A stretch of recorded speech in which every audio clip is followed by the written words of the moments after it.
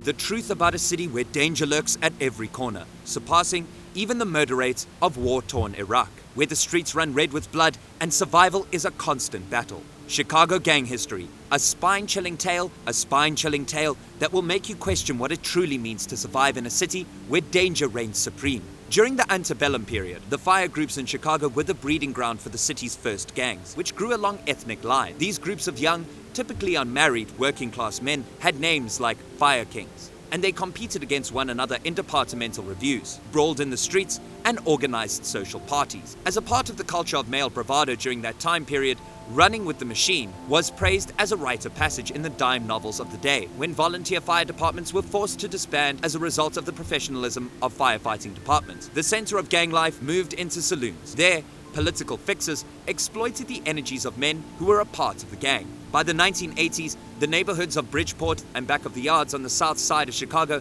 had developed a vibrant gang scene. Several large Irish gangs, such as the Dookies and the Shielders, wielded a powerful influence on the street life around the stockyards. These gangs terrorized the German, Jewish, and Polish immigrants who had settled in the area between the years 1870 and 1890. They shot me. Everyone's all on the ground. I got shot. Police say the paintballer who plagued the neighborhood all weekend was later shot with a real gun as payback for pulling a series of pranks. On the south side, guns of any type are no joke. There were 7 real shootings that night, one creating yet another south side shrine, this one adorned with black and red markings, the colors of the gangster disciples, just one element of a Their activities included robbing men leaving work, robbing peddlers, fighting amongst themselves, and fighting amongst themselves. Even though these gangs were continuously at war with one another, they banded together under the name Mickeys to fight black gangs in the East. During this time period, gangs began to establish themselves within the patronage networks that ward machines maintained. Gangs in Irish areas were rebranded as athletic clubs, thanks to the support of local politicians and businesses, resulting in the formation of organizations such as the Hamburg Club, Reagan's Colts, and the Old Rose Athletic Club. These clubs, which frequently claimed to have a membership of over 100 men ranging in the age from their late teens to their early 30s, operated out of saloons and clubhouses and assured that their customers would win elections by stuffing ballot boxes and threatening voters. At the turn of the 20th century, the Polish and Italian communities in Chicago were home to the greatest number of gangs. Polish gangs that were located in the Poj colony on the northwest side engaged in violent conflict with Polish gangs that were positioned on the other side of the river in the Bucktown neighborhood, and farther south, where one Polish gang occupied each block of Milwaukee Avenue all the way down to the industrial region along the Chicago River.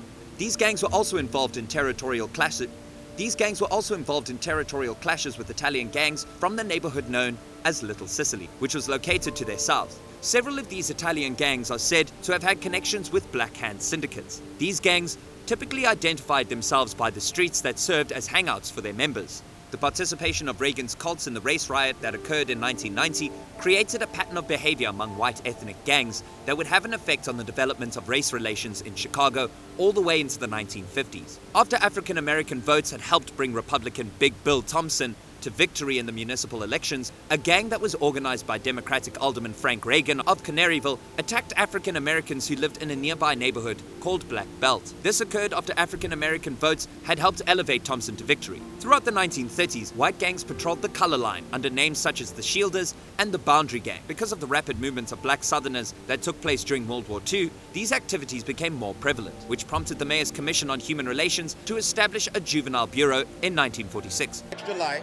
Once you're dead, you're dead. Once you kill someone, they don't come back to life. And when you go out on that retaliation, you only get that sense of fulfillment for a small amount of time.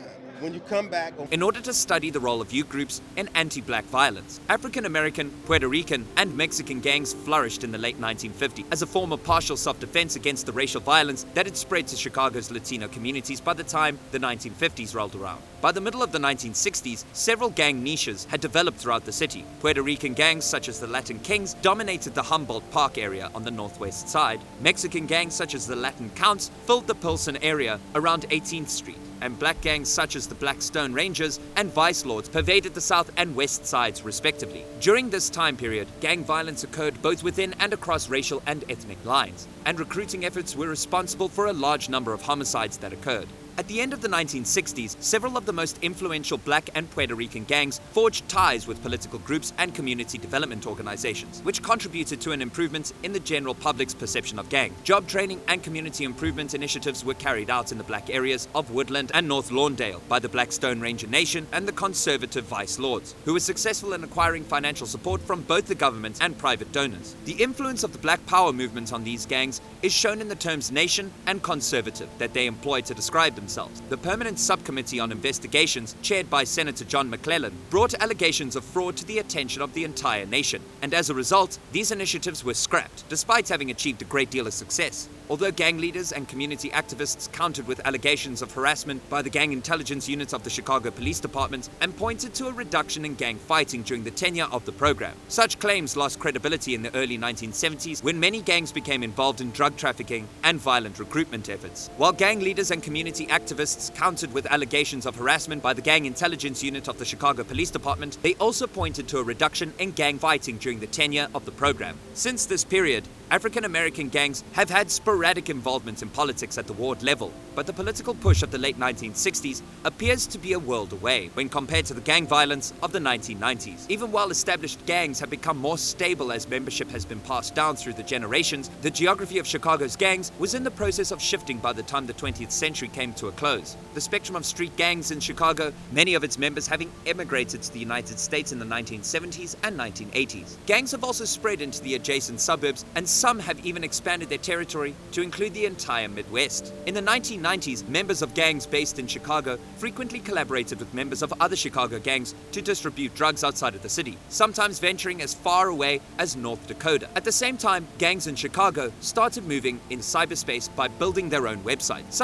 some of which included hidden chat rooms. This was done simultaneously. Additionally, Chicago's gangs have crossed gender lines in order to widen their appeal to a wider audience. According to estimates provided by Chicago Crime Commission, there were around 100,000 members of gangs operating in the city at the turn of the century. 20,000 of them were female. Girls and young women used to frequently fill, or at least give the impression that they filled roles within gangs that were relatively subordinate. However, a research that was carried out in the late 1990s found that an increasing number of women were becoming full-fledged members of gangs and were also engaged in an increasing amount of gang-related violence. In conclusion, the evolution of gangs in Chicago throughout different historical periods reflects the complex social and cultural dynamics of the city. The antebellum period saw the emergence of gangs rooted in the volunteer fire group, which provided a breeding ground for the city's first gangs along ethnic lines. The transition from volunteer fire departments to saloons as centers of gang activity marked a shift in the gangs' focus and influence as political fixers and exploited their energies. That's all for today. We will be right back. Don't forget to give this video a thumbs up and subscribe to our channel. See you in the next one.